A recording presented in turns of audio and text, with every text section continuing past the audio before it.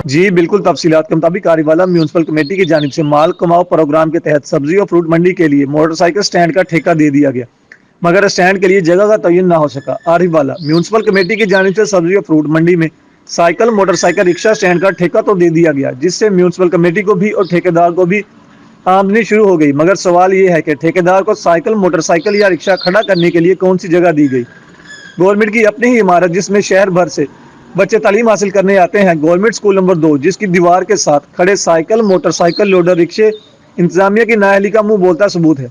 जबकि रोजाना की बुनियाद पर आला अफसरान सब्जी और फ्रूट मंडी का दौरा करते हैं, मगर इस मसले से चशमपोशी हैरान कुन है। स्कूल के कमरे और असम्बली हाल भी साथ ही हैं। क्या हम किसी बड़े सानिए के मुंतजिर हैं? आला हुकाम से अपील है कि मोटरसाइकिल स्टैंड के लिए मुतबादिल जगह का इंतजाम किया जाए। कैमरा टीम के साथ जिशान मकसूद, जहां टीवी, आरिफ वाला।